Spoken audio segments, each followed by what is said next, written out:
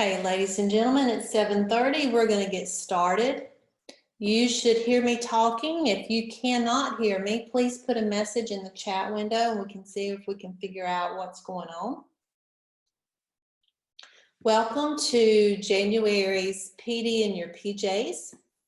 Tonight's session is on Padlet, the ultimate interactive multimedia bulletin board.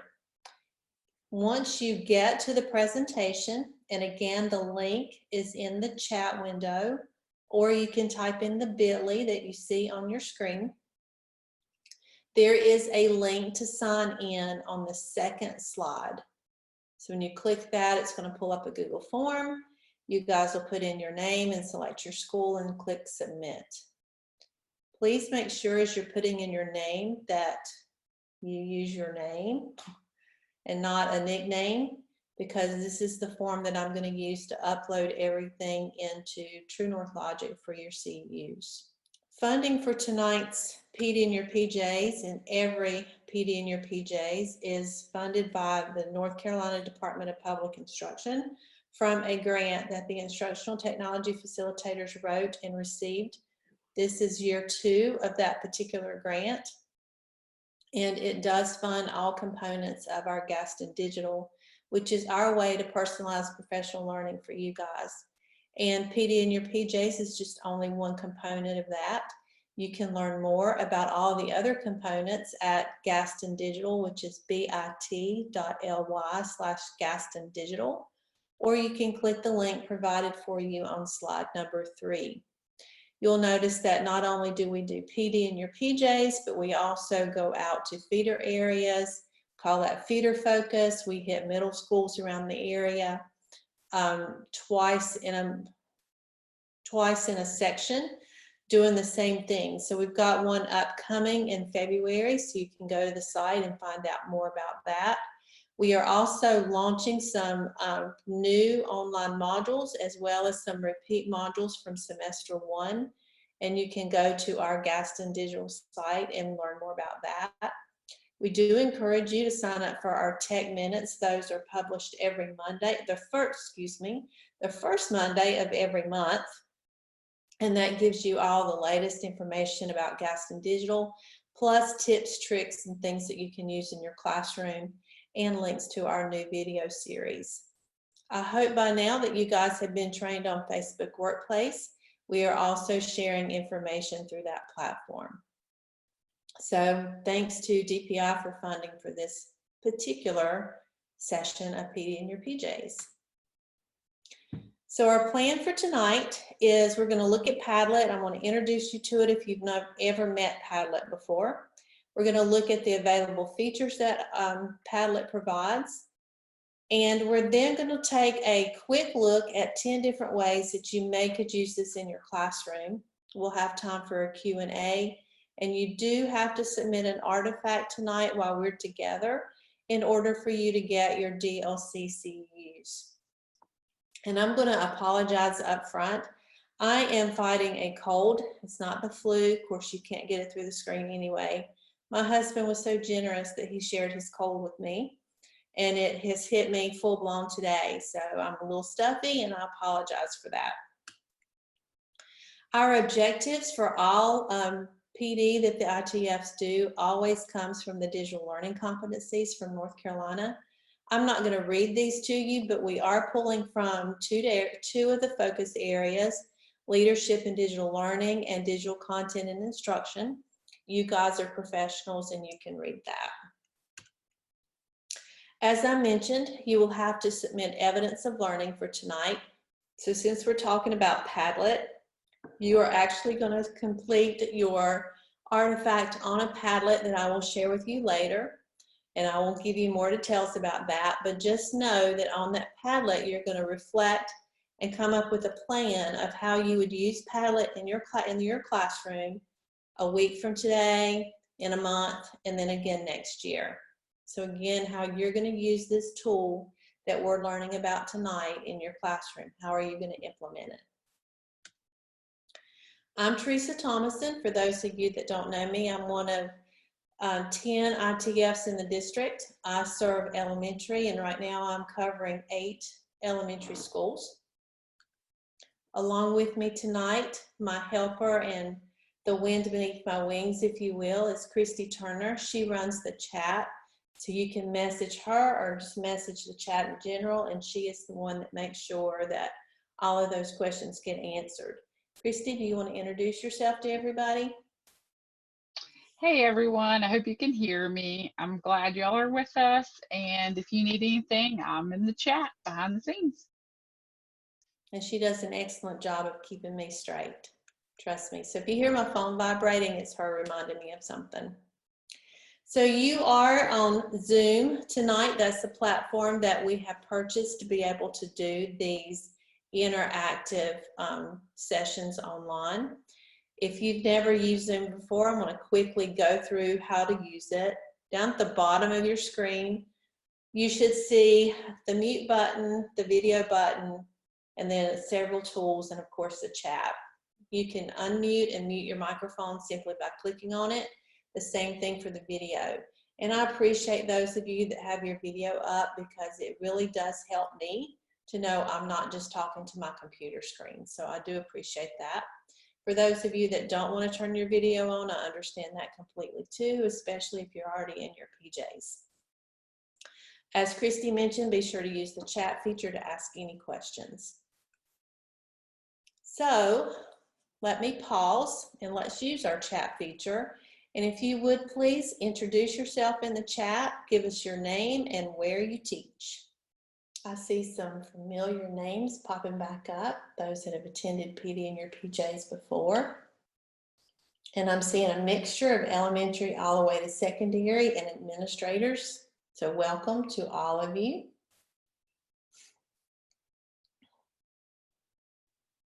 Thank you for having a little, looks like a little viewing party over there at Woodhill. It's awesome. Right. I'm going to skip that poll. So our purpose for tonight is to show you this awesome tool that can be used for lots and lots of different ways in your classroom. And as I mentioned, I'm going to go through 10 different ways to show, give you ideas of how to use this tool, maybe some ways that you haven't ever thought of it if you are familiar with Padlet. So speaking of Padlet, what is it exactly? Padlet is actually a website. There's also an app that allows kids to curate information onto this multimedia bulletin board. They can drag and drop. They can start with a template. It could be a blank page. But students, teachers can add videos, pictures, links, documents, basically anything on this multimedia digital wall and kind of organize it. So consider it to be like a bunch of Postit notes with digital stuff all over. So the features of Padlet is it's super easy to use. It's very intuitive. As I mentioned, you can click, drag, drop, auto saves like Google, so you don't have to worry about that. It supports almost any file types. You can upload things from your computer, take a picture with your computer, use your video from your computer or your phone, or even a link from the website. It's device neutral, so it doesn't matter if you're on a Chromebook, an iPad, an iPhone, an Android, it's going to work and work seamlessly. It's beautiful. It has lots of different wallpaper choices and it shows you previews for your links. So it's very visually appealing. It's private and secure because you are in total control. You decide how you want your Padlet to be viewed, whether it's totally out to the public, or if it's secret and only people with the link can see it, or if it's totally private and you're the only one that sees that particular wall. It's super flexible. There are new outlines of things that you can do with Padlet, from just sticky notes all the way to essays, all kinds of things in between. And the cool thing is you can take it with you. And by that I mean that you can have a custom link to it. You can export it as a PDF or a CSV file, or you can even embed your Padlet on a website. So I do want to do this poll to figure out where you guys are as far as your comfort level with Padlet. So I am launching a poll asking you how familiar you are with Padlet. I've heard of it, but I've never used it. I've used Padlet, but would love to learn more. Or I could lead this PD myself. I am a power user. So if you'd take just a second and let me know how familiar you are with Padlet.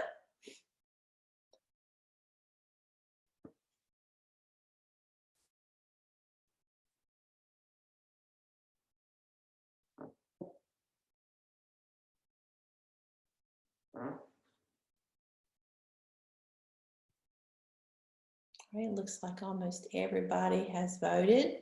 So the majority of you have heard of it, but you've never been able to use it. And the couple of you have used it, but nobody seems to be an expert. So hopefully by the end of tonight, you'll become a lot more comfortable with it and then even become a power user of it.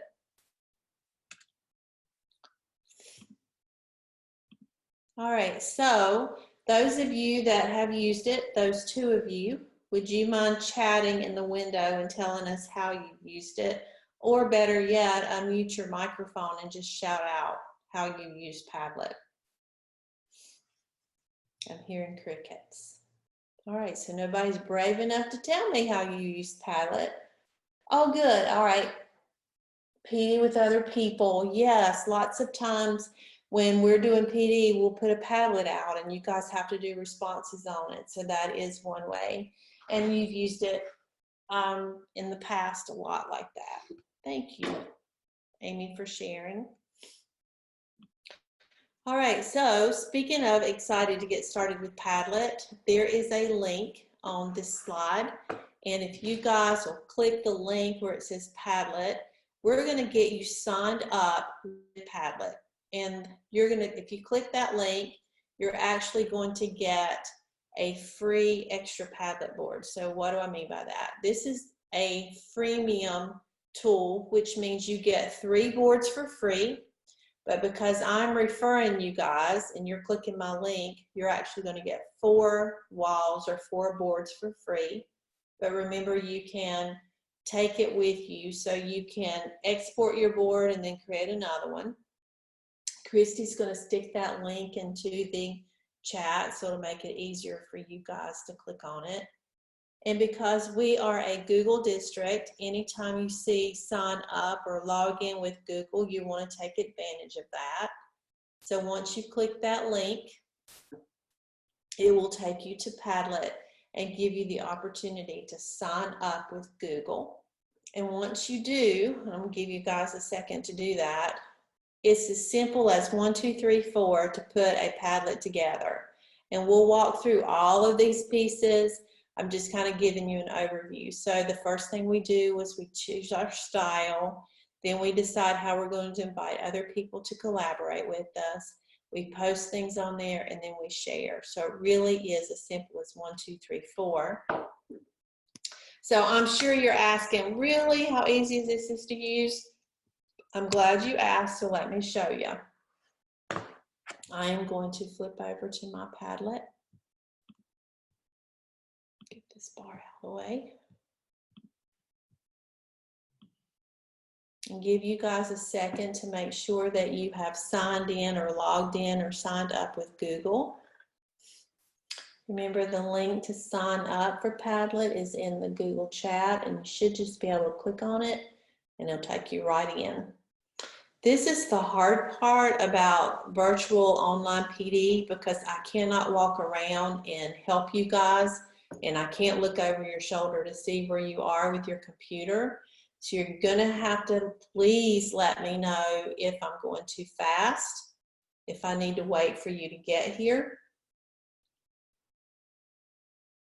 Patricia, if you're having trouble clicking on the link, just go to padlet.com. All right, I'm not seeing any. The question's been asked, with iPads in the school, will the app need to be downloaded? Yes. Or you can go to Safari and just go on run with it. Contact your ITF. We don't mind pushing that app out. It's a free one. Not a problem. Great question. All right, so hopefully, Angela, the link to the PowerPoint is in the chat. If you'll scroll, and Christy can stick it back in there again to get to, so you can get a copy of the slides. So once you're on Padlet and you have logged in or signed up, you should be on your dashboard. And your dashboard, of course, is going to look very different from mine because I use Padlet a lot. So I'm going to kind of give you the lay of the land. So if you'll look at the screen that has my computer showing you what I'm doing, you'll notice across the top that I basically have 4 buttons. I can make a Padlet, I can join another Padlet, I can look at the Padlet gallery, or I can upgrade and pay for the premium version of Padlet. I've never needed it, so if I don't have to pay for it, I don't. Then over toward the left, you'll see additional menus. Recent Padlets will filter out all of the Padlets that you've done, and it will only show the most recent Padlets that or walls that you have open. When you click on Made, it's going to show all of the Padlets that you have. Again, shared is if anybody has shared Padlets with you, Padlets that you liked, your archived Padlets, and you can even put them in folders. So that's kind of the lay of the land. And then you have thumbnails to kind of give you a preview of those particular Padlets. So I'm going to go back to the ones that I've actually made. And now, guys, we're going to walk through making one together. So I want you to think, what is something that you could make for your students to respond? And it could be anything. And then I'm going to give you some examples or some ideas in a little while. So we're going to click Make a Padlet. So step 1, remember, it says to pick your theme or how you want your layout to be for your Padlet. And I mentioned that Padlet has added some new layouts just recently. And those new layouts are the last 2 on the screen, which is a map and a timeline. And I'll talk about some ideas, especially for the timeline, in a little while. The most common one that most people use is the wall or canvas, but all of the, and even grid, that's another pretty common one. So you just click the one that you want. So I'm going to choose grid, and what grid does will automatically arrange all of the Post-it notes in rows. So if that would work for your activity, you would just click select, and it builds your Padlet, and it kind of does some fun things with it. You can see it gives a title automatically, and it puts a cute little description. So my description says made with a wink and a smile. So you're going to click where it says title and get rid of whatever title they've given you. And you're going to name it the title that makes sense for whatever you're doing. So you could even do it just for a class. Or for my example tonight, I think I'm going to do book recommendations. So I'm thinking I'm going to have students do quick little book advertisements to recommend books to their peers in the class. So the description would be, why should I read this book? The address is automatically given to you, so you'll notice that Padlet has put Padlet.com, they put your initials and your name, and then they give you this crazy little mixture of letters and numbers for that rest of the URL address. You don't have to change that. You can, if you want to try to personalize it, you can back out that space and see if it's available. I usually just leave it as it is because I can put the link to Padlet in my Google Classroom and the kids will be able to get to it pretty easily, or I can shorten it with the bit.ly and get them there pretty easily as well. So now I'm going to work on the appearance. By default, it's given me this kind of looks like, I don't know, mountain deserts or something.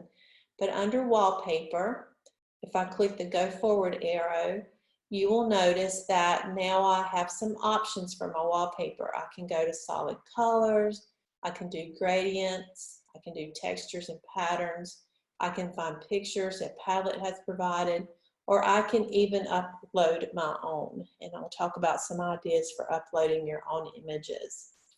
So I'm going to look at their pictures. And I am going to scroll down to the peacock. So that's going to be my background. So I'm going to give you guys a second to scroll through whichever category you're choosing to explore for wallpapers. Once you find one, all you need to do is click on it and it will be applied to your wall.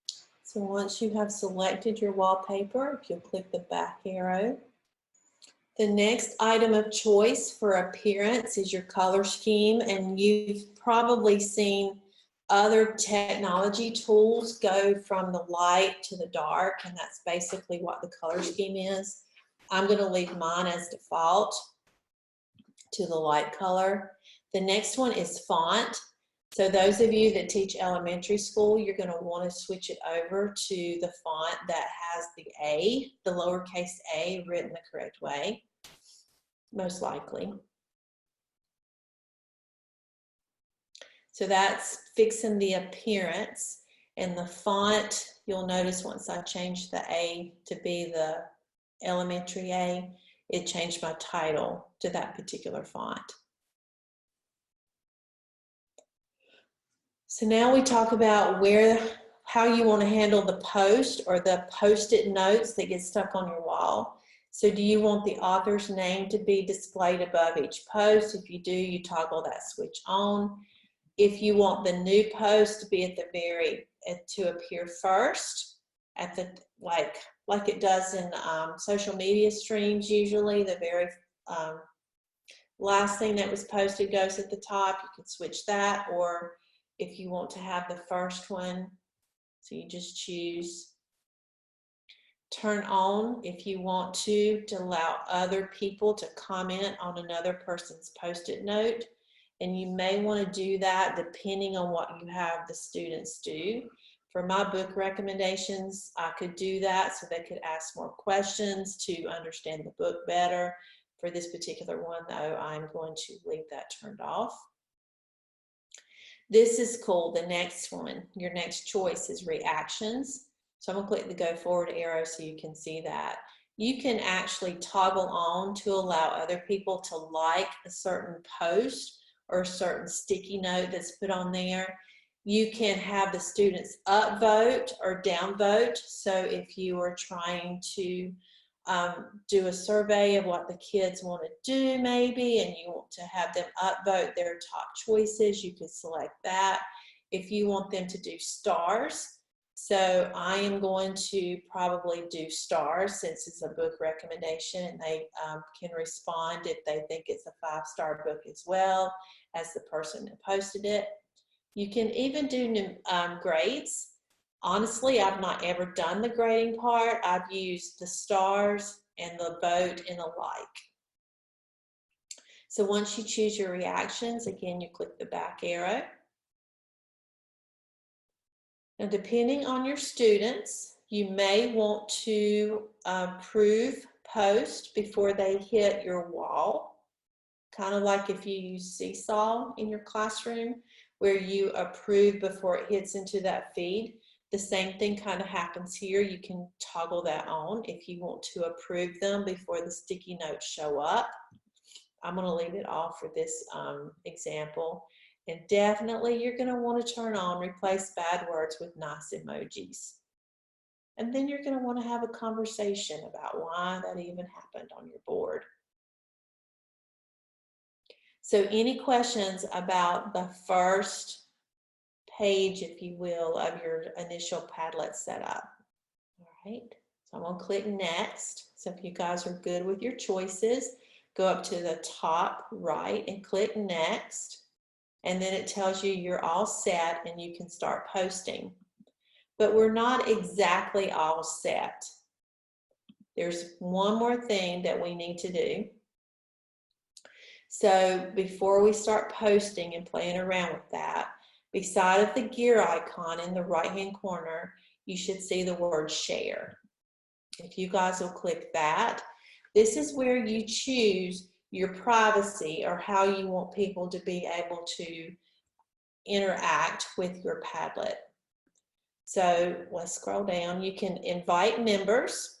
So if I want to just invite certain people, I can add those members here by putting in an email address. If you teach elementary, you won't do that. Secondary people, you may. So right now, my Padlet by default is a secret Padlet. You can only find it if I share it with you. And anybody that finds it can post a Post-it note or write on my Padlet. And I'm fine with that. But if you want to change it from a secret, which is always the default in Padlet, you click the Change Privacy link. And then you can decide from public to anybody can see it and it will show up in the gallery, to all the way to private. Nobody can access it but you. And then once you make that privacy choice, even a password protected Padlet, visitor permissions, by default it's can write.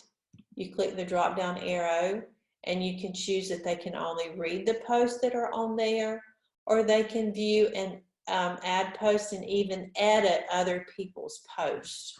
So I'd be careful with that choice. I usually only do can write. And once you select that, just click off of it and it will disappear. And then you're going to click back. And while we're in here, you'll notice different options to share. And I mentioned Google Classroom earlier. So you will see the direct link to share on Google Classroom. So if I click that link, it's going to pull up my classroom and I click the drop down and I choose which class it goes to. And then I choose what action I'm going to have happen to that, whether it's an assignment, an announcement, material, or what have you. And I mentioned earlier that you can take your Padlet with you. This is where you find all of those options. So you can save your finished Padlet once everybody posts on it with the little Post-its as an image, as a PDF, a CSV file, an Excel spreadsheet, or you can even print it. Or if you don't want to use those options, you can just take a screenshot of it. So once I have my Padlet ready for people to add to, I'm going to click close.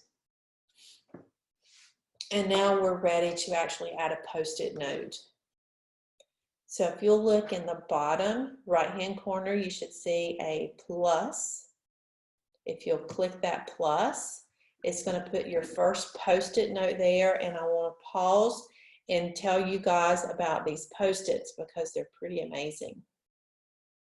The capabilities that this has just flabbergast me sometimes. So you'll notice, of course, that you're going to put a title. So for my particular one, the students would type in the title of the book.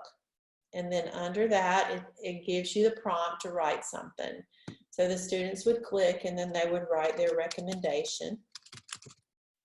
But notice there are icons right underneath where you can type. The first one is the upload, so they can actually click that and upload. They can put a link, because I'm just going to go all the way over to the right. So they can put a link to a YouTube video, they could put a link to a website, they could put a link to a Google Doc. The next one is they can go to Google and pull in images from Google. Isn't that cool? X that out.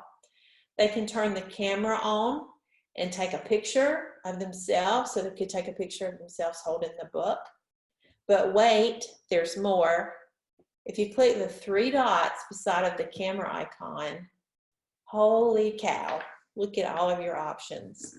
So for those of you that teach little kids and they're not very good at typing and their spelling is still where they're sounding out their spelling, you can have them record an audio using the microphone on the Chromebook. So they can record their voice. They can do a short video using the camera on the Chromebook. They can record their screen. There's a drawing option so they can draw information. They can add a place for a map, or they can link to another Padlet. So under the 3 dots is where a lot of amazing things happen as far as being able to post a Padlet. And that is how easy it is to use. So questions? All right, a couple of you said that you've used it during PD before. So I know you've done that part where you've added a sticky note, probably typed something on it. So I'm going to go back to my presentation. So now what I want to do, since I've shown you how easy it is to create a Padlet, and remember you get 3 of those for free, but you can delete it at any time to get those 3 back. And if you were able to click on the link where I referred you, you now have 4 for free. So here are 10 ways that you can use Padlet in your classroom.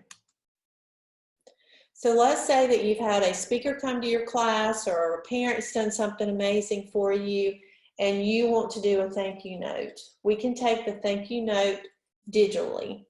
So instead of having the kids make a big poster or do several thank you notes with construction paper and send it to that person, you can actually open up Padlet, let each student put their own Post-it notes on there, write their individual message, and then send the link to the person to whom you were thanking.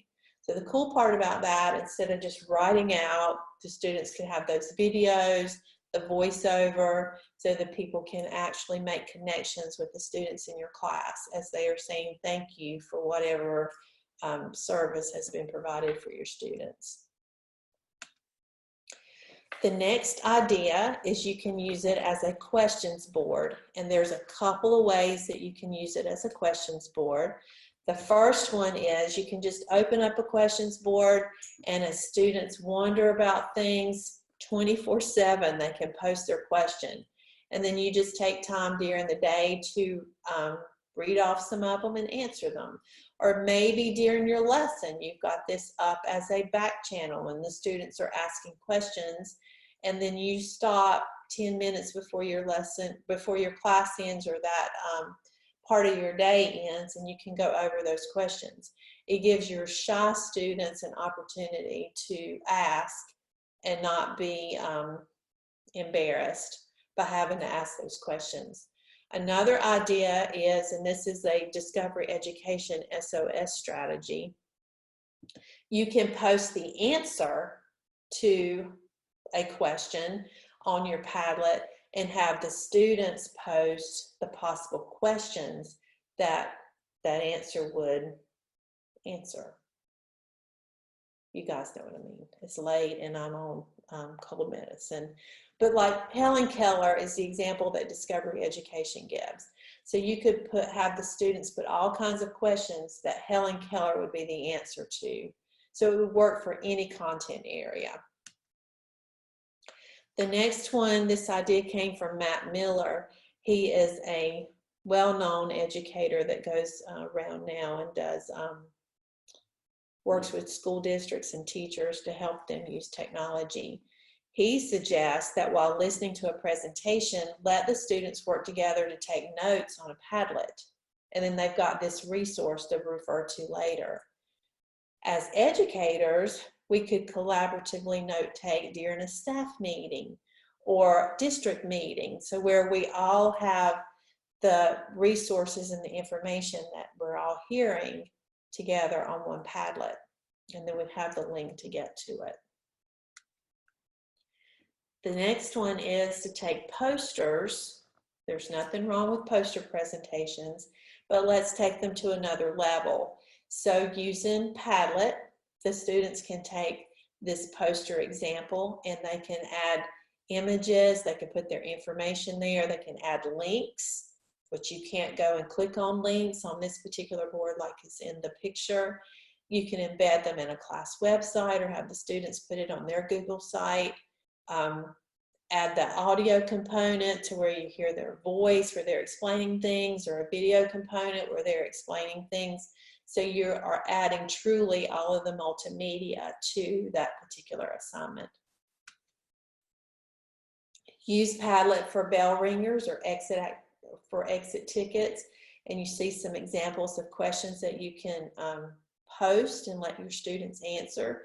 So I love this one. If you had to explain today's lesson to a friend, what would you tell him or her? They put the Post-it note on there and they answer. And you can do that again as at the end of the lesson or as you're getting ready to teach the next day, so you can adjust your instruction accordingly.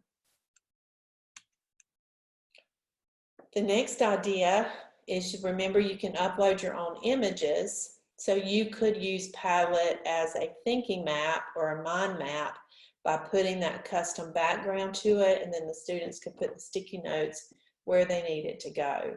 So it could be a flow map, it could be an analogy map.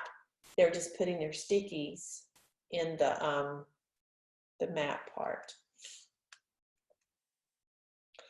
You can analyze a quote. So kind of like where I was giving you Helen Keller as an example, you can put a quote in the middle of your Padlet and let your students brainstorm what that quote means and what hidden meanings may be there.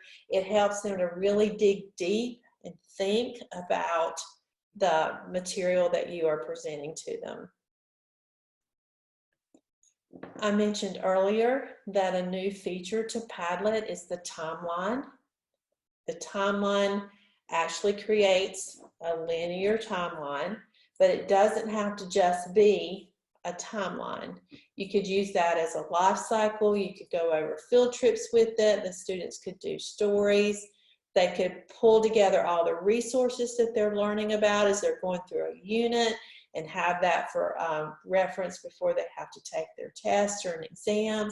You could use it as checkpoints or projects. You could put together events.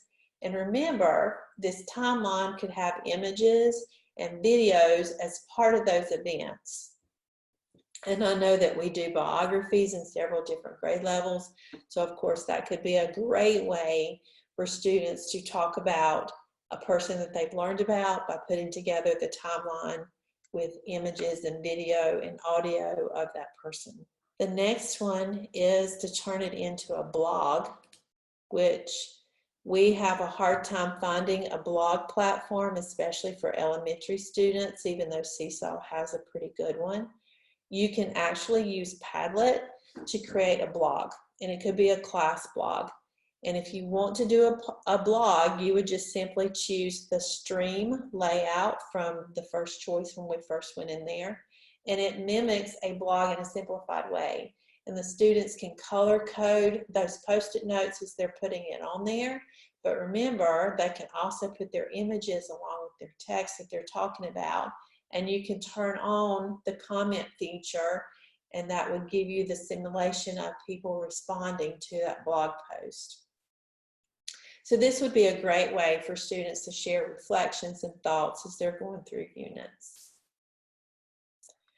And last but not least, written conversations is another really good way that you can lead class discussions. Because when you really think about a class discussion, you have a group of students or one or two that are always talking, and you've got those quiet students that never ever get a chance, or those kids really in the back that are hoping that they don't ever get a chance. This would give you an opportunity to let everybody have a discussion where they're all talking and posting at one time. It's quiet and it's in writing, and then you can really have strong classroom discussions after. So those are 10 ideas, 10 different ways that you could use Padlet. So what do you think about those ideas, or does it spark an idea of your own that you would like to share? If so, if you would unmute your microphone and shout it out. Wow, y'all are a quiet group. I like that teach younger children, so I like that they can draw or take their own picture with the iPad, or speak and have their information on the Padlet. Yes. Yes. Thank you, Becky. I like that too. Working with middle schoolers, I'm excited about using it for STEM vocabulary, to have them like post pictures of what the STEM represents. That's a great idea. Gives them other ideas from other students. So that's my first way I'm going to try to use it. I like that. And vocabulary is kind of a need across the district for every subject area. So that's a great idea. Well, Thank you. Special education resource. So yeah. I'm wondering if you could use it to have kids write on the sticky like a convincing argument about an article or a video they read with like a social issues. We have a social issues unit in 7th grade. And then other kids could comment if they chose that and why they chose it and what they liked about that article or what it brought about or how compare it to their article. So could it be an ongoing thing? Like you could come back to it multiple times? Okay. Absolutely, Amy. It sure can. As long as you don't delete that particular Padlet, it's there. So yeah, that's a great idea. Love it. Hey, Allison. Anybody else have any ideas you want to share? How many characters does it give them? Like how much writing can they do on a sticky? They can do a lot. I don't remember seeing a number. Yeah. Okay. Any other comments or questions? Thank you, ladies, for sharing your thoughts.